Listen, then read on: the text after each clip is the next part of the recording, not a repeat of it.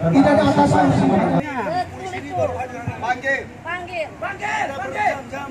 Memang dihadir di sini beberapa orang, sekitar 50-20 orang, masyarakat dari Mboer dan juga dari Behal dan Morok.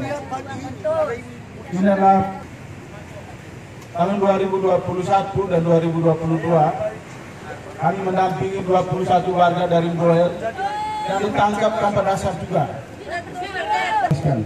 Sampai hari ini status hukumnya sebagai tersangka, belum dicabut itu.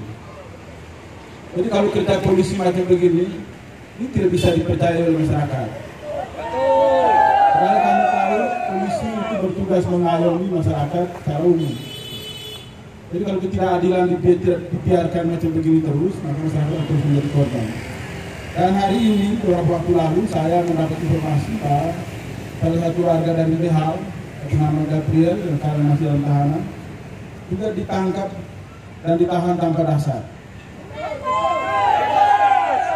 Bagaimana orang memperjuangkan haknya, hanya berbicara di depan orang lain yang akan mengambil tanah mereka dalam jarak yang cukup jauh, hanya 60 meter, tanpa satu tindakan apapun, kekerasan ataupun menunjuk-nunjuk orang. Hari ini dia ditahan dalam. Saya sendiri sudah mendengar langsung dari GB itu, bahkan aparat keamanan, petugas dari Reskrim pergi memberitahu kepada GB bahwa GB kami tahu GB tidak bersalah. Tapi kami membuat apa? Karena bisa minta supaya Kapolresnya ada di sini supaya bisa bertanggung jawab terhadap peristiwa ini. Karena saya kira orang Reskrim hanya bisa bekerja atas perintah atasannya. Dan di kepolisian itu strukturalnya sangat tinggi dan ketaatannya kepada atasnya sangat kuat. Dan itu saya minta kalau bisa Kapolresnya ada di sini, dari sini langsung kenapa dia bisa tahan terus. Kasarnya di mana itu?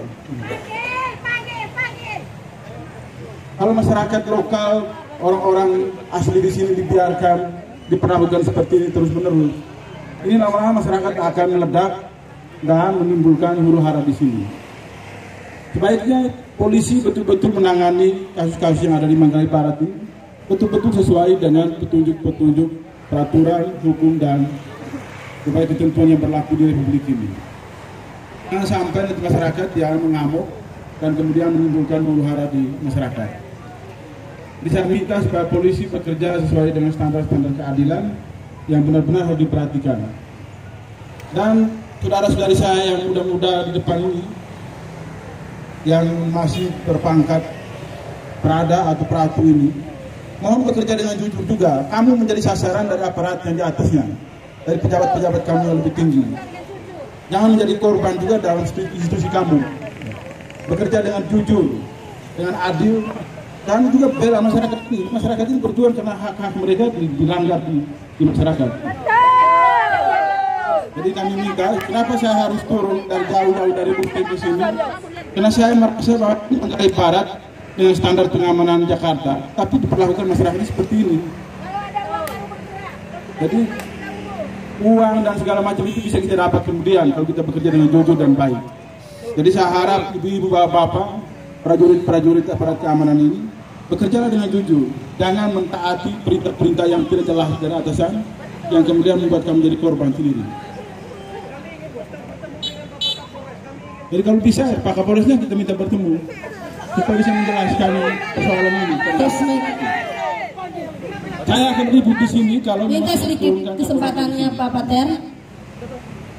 Tambahan dari saya untuk minta Pak Kapolres itu datang di sini.